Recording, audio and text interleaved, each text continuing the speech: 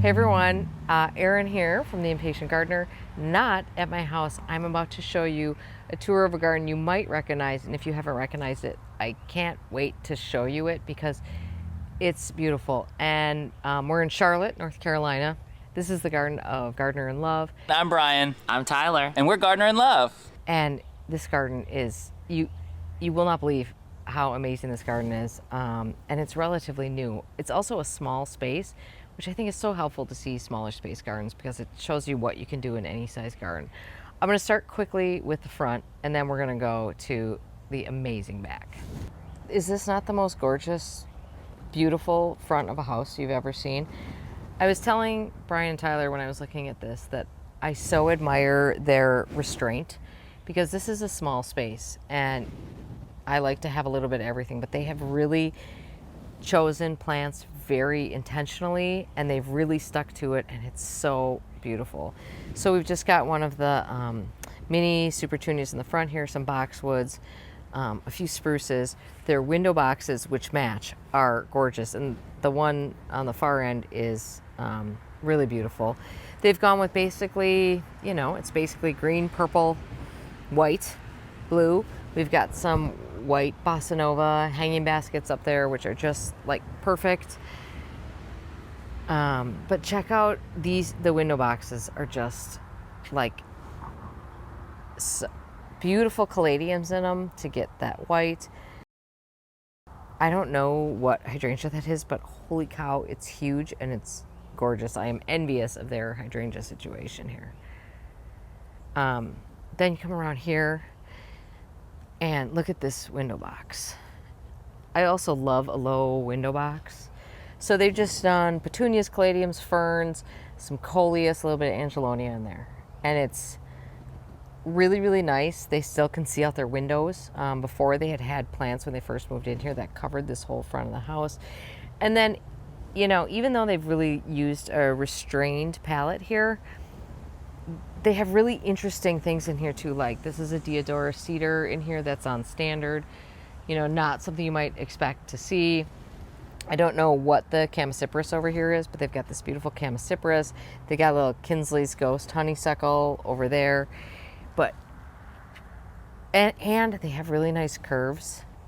I appreciate the curves that they have here. They chose, you know, they made the beds deeper from the house, made a really interesting curve that continues across the sidewalk, which is really important to have those two line up. And it's just really refined and beautiful. And I am envious of their ability to have restraint because, if you might know, I don't have a lot of that.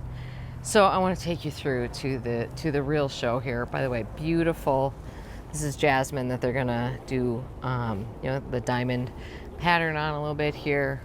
Really lovely containers that go, by the way, these have these same containers. I love these. These are these, like, they're not willow, but they're like woven baskets that have a plastic liner in them. Perfect here. They were on the Charlotte Garden Tour earlier this year. So, I mean, the garden is looking really fabulous. But this is, you know, this is kind of an interesting, these baskets, I think it was Brian said, like, this is kind of encapsulates their tastes. There's something very refined about it, but it's not staid or boring. There's a little bit of wildness here, and so you get that formality of the topiary, a sort of, maybe I would say, cottagey aesthetic of these baskets, and then you get a little bit of wild with just some plants that are definitely kind of fluffing it out. Then they have this beautiful gate here.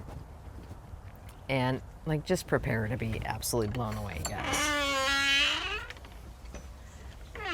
So this is the entry to their garden. I mean, have you ever seen a space that draws you in more? Oh, by the way, I just want to point, like, there are just great details here. Look at this little, kind of like a mantle. I think it's a little table, but to me, it sort of reads as a mantle. And they've got these, like, beautiful little, this is very English inspired. I mean, look at this, great. This must be a little scented geranium. It's not, I don't think. Look at this adorable little geranium, which they are going to tell me about before I walk out of here, so I can tell you what that is. Is there a tag? There's a tag. Oh, this is geranium lemona. Yeah, well, gonna have to get one of those now, aren't I? It kind of looks like that might be from Select Seeds. Those labels look like Select Seeds. Anyway, this is like a little mini dwarf mondo grass in here. This is a small garden that is full of incredible moments. Then we come over here. They have this beautiful seating area up here that you'll see, which we haven't had a chance to sit down yet because we're too busy garden talking. This whole planter, this is all like a giant deck planter right here. And they've got a plant, they do something different every year. This year is super heavy on foliage, which I love. In fact, the only flower that I think is in here, other than like, this is a gardenia, which obviously will flower, is this super bina. This must be, what is it? I'll think of it and they'll tell me too. But everything else is foliage and I think it's really cool. And like here, they just took this is just a sweet potato vine. It's just a variegated sweet potato vine, which they've just intentionally trained up this little trellis to get a little bit of height in here. And this is probably mahogany sweet potato vine. It's one of my favorites and I love it. And then all along at the bottom here, they've planted this with, I'm gonna have to get the name of this agapanthus. I know this is from Southern Living Plant Collection. It's kind of a bicolor, but look at how pretty that looks. Again, I mean, these guys are really masters of restraint. Now, we're coming up on a little bit of a plant pile. Everyone has plant piles. They have a plant pile. It's all good. We're all good. Okay, so then you get to here, look at that. I always tell them I absolutely adore this tree. I think it's an Espalier Deodar cedar. I'll double check that, but obviously it's Espalier, but it's a little fluffier right now, but it's really pretty. And then, if you guys have been following them, they have been, I'm gonna just wait before I turn the camera. We'll look this way while I talk a little bit. They have been working on this amazing project. They have created a parterre garden in their backyard. Every decision they have made is so spot on with this, and it's in process right now. Follow them on their channel so you can see where this is going. They'll be ahead of this when you see this probably. But this space, I know that this is not going to translate correctly on camera. This is a small space that has absolutely, the change in this backyard feels revolutionary. It's so beautiful. It's right off this nice patio where they have a table. They have chosen, in my opinion, like the perfect fountain for this. I think they did such a good job on this. They could have gone kind of more ornate, but this is really simple and elegant and classic with just maybe like a touch of modern to it, Not too overdone. Again, really limited plant palette. Parkland pillar birches, flowerful hydrangeas, Independence boxwoods. It looks like they're going to be planting some lavender around that, if I had to guess. That's why I think those lavenders are sitting there. And then in these beds on the side, lined with boxwoods, which will become a hedge, they've done gladiator crab apples here and here as sort of kind of posts, kind of draws you in over there. This area is still in construction here. Along the wall here, this is going to be all perennials in here, which will be beautiful. And then I forgot what they told me they're doing in this area. If this is going to be perennials over here. So this is kind of a last minute addition, which I think was so good. I told them that I think one of the best parts of this is this curved staircase, which is really beautiful. Of course, the edges will be softened by plants when they get those in there. They're very inspired by their travels. And so this was all inspired by sort of English parterre gardens. Let me come up here.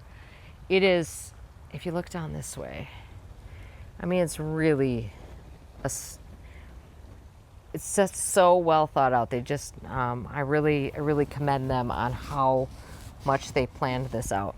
Then we come up to this garden. Now this garden has had, if you've watched their channel for a while, in fact, let me just walk, I'll show you the view from the other side. They have changed this garden. I'm going to zoom you out. They've changed this garden a lot over the years. And so a lot of things, they said, some things never even really get a chance to really get going because every time thing starts getting good, they move it again, which is great. I think that's how you should do your garden. You should move things around, but lots of beautiful things in here.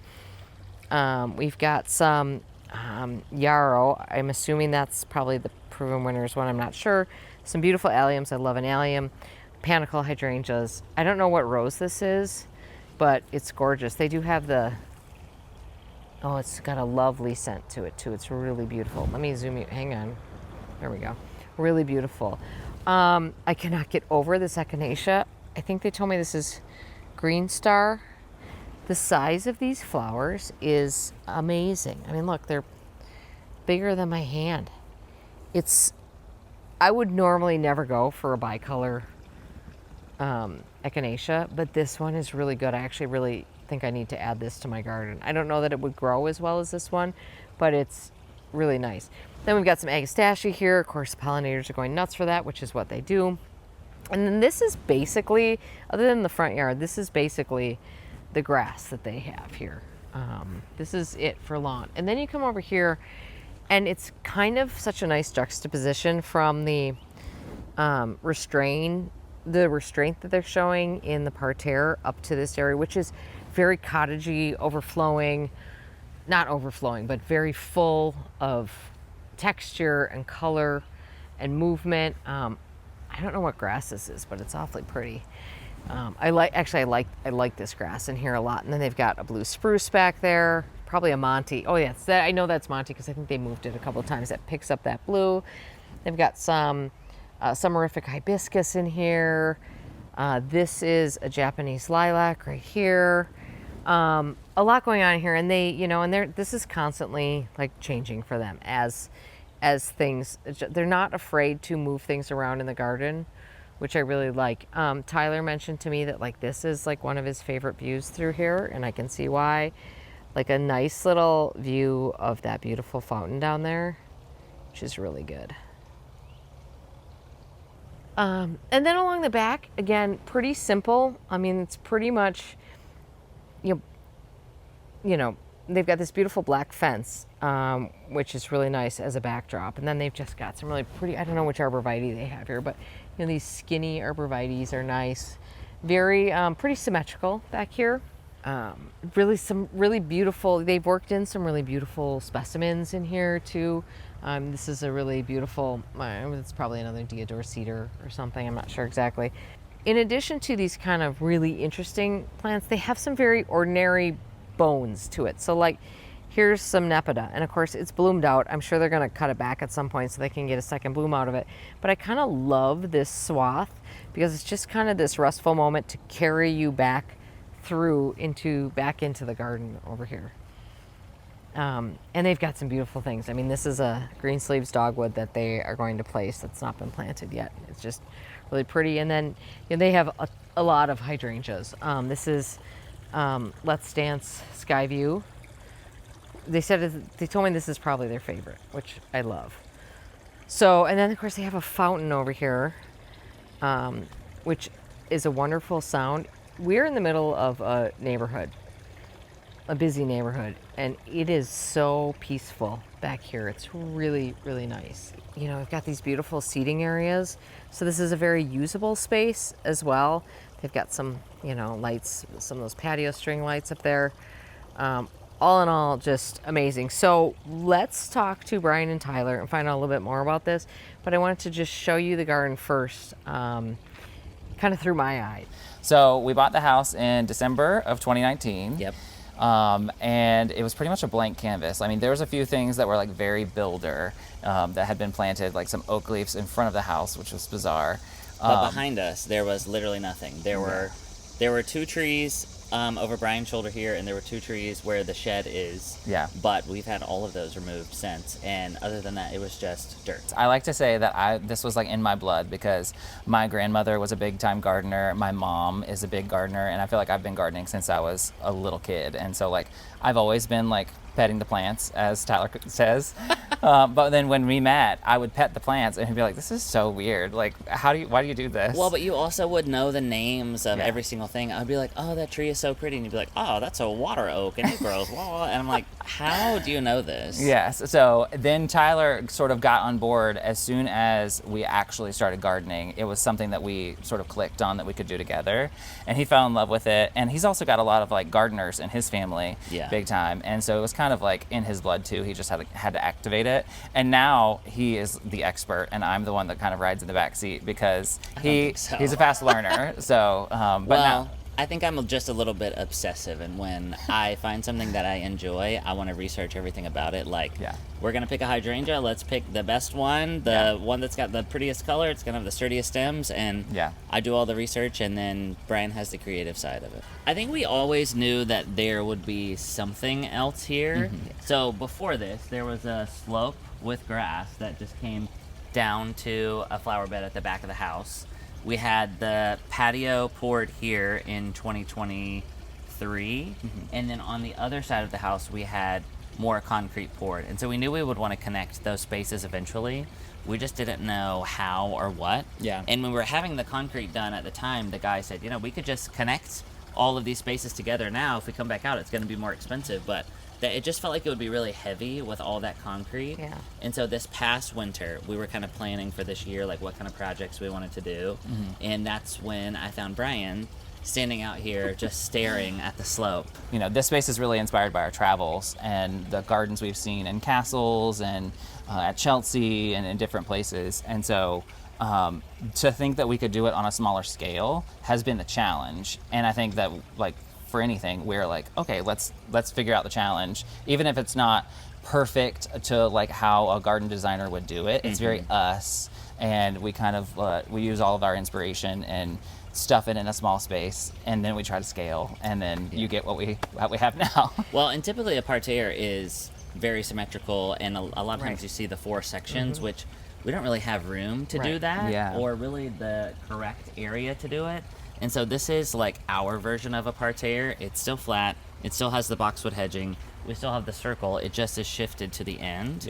And I think that is kind of our approach to gardening too, is like, okay, we like this thing, but what if we could color outside the lines just a little bit to make it fit our space? I will say working with a landscape designer sort of unlocked something. And I had the vision for the space, and I had sort of like 2 sections. Like, I know I want there to be a path down the middle. I know I want 2 like main sections of the parterre, but I invited a landscape designer friend over and said, like, I wanted to like gauge it and sort of feel like, okay, do you think this is right? Is there anything more I could do? And he sort of unlocked additional ideas and additional things that we could do in the space that were beyond, I think, what the vision I had. So it's actually better even than the vision that I had at the start. So I have an issue with changing something that is like okay. I don't like the risk that you get with going from okay to perfect. A lot of times I would just rather accept okay. But Brian wants perfect. And so I've just learned to go along for the ride and trust that it's going to be right. Do you have a favorite part in this parterre garden right now? I have a feeling this will change very quickly because everything does. But my favorite part is the fountain area. And it's honestly just because it is a vista, and I love vistas. Anytime like you walk into a space and it takes your breath away. Like, how lucky that we created this really cool vista in our own space, and we have this beautiful fountain to sort of like as the exclamation mark. So that's my favorite. I think mine is the end just behind the fountain with the Parkland pillar birch and the flowerfuls. It's just something about seeing that lushness all the way at the end is really pleasing to the eye. I also just love that this is so formal and like very like put together, because a lot of our garden is a little more on the wild side and much more cottage. I think that this sort of being the transition between all of those styles of spaces is exactly what we wanted. So what's next for the garden here? I mean, I realize you guys are still in the middle of like a massive project. And I know you're probably thinking nothing, but what do you think is next? I can tell you what's next. Fall. And I'm excited. All right, well, thank you guys. Thanks for having me in your garden. It's absolutely beautiful. Thanks for stopping by. Coming.